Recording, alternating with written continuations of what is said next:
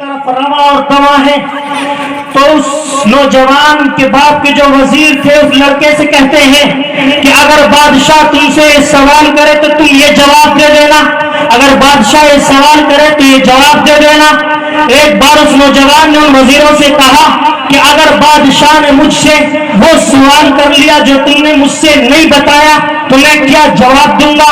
وہ وزیر ہنسنے لگے اور کہنے لگے یہ بچہ خود جواب دے لے گا، یہ بچہ بہت چالاک ہے۔ چنانچہ جب وہ دہلی میں قلعے میں اور بادشاہ عالمگیر کے پاس پہنچتے ہیں تو بادشاہ عالمگیر ایک حوض پر ایک تالاب پر نہا رہے تھے، غسل کر رہے تھے۔ جب یہ نوجوان پہنچتا ہے اپنی بات کو رکھتا ہے، بادشاہ عالمگیر نے بات سنی، اس کے بعد اس نوجوان کے دونوں ہاتھوں کو پکڑا اور پکڑ کے اس نوجوان سے یوں کہا کیا میں تجھے اس تالاب میں ڈبو دوں؟ کیا میں تجھے اس تالاب میں ڈبو دوں؟ تو بزرگوں وہ نوجوان کہا مار کر ہنسنے لگا، زور سے ہنسنے لگا۔ بادشاہ عالمگیر نے کہا کتنا بیوقوف آدمی ہے، میں اسے موت کے منہ میں دھکیل رہا ہوں اور مارنے کے لیے کہہ رہا ہوں اور یہ ہنس رہا ہے، ایسے آدمی کو کیسے حکومت مل سکتی ہے؟ اس نوجوان نے بادشاہ عالمگیر سے کہا کہ بادشاہ سلامت، پہلے مجھ سے معلوم کر لیں کہ میں کیوں ہنس رہا ہوں، اس کے بعد آپ کا جو فیصلہ ہو کر لینا۔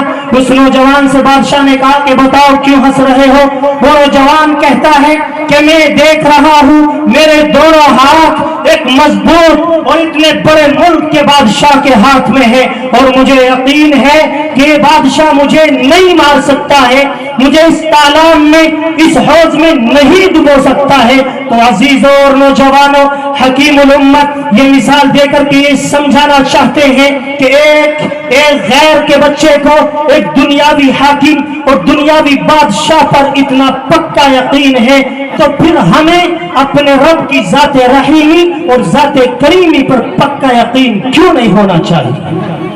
کیوں ہم روتے ہیں؟ کیوں روتے ہیں کہ ہمارے ساتھ یہ ہو رہا ہے؟ اپنے آپ کو سدھارنے کی ضرورت ہے، اپنا رشتہ اپنے رب سے جوڑنے کی ضرورت ہے۔ یہ دنیا والے ہمیں کچھ نہیں دے سکتے، سکو دشمن زمانے کو سکو کی کیا فضا دیں گے، سکو دشمن زمانے کو سکو کی کیا فضا دیں گے، یہ خود بیماریوں میں ہے مبتلا، کسی کو کیا دوا دیں گے۔ ہمارے مسائل اگر حل کر سکتا ہے تو ہمارا رب حل کر سکتا ہے۔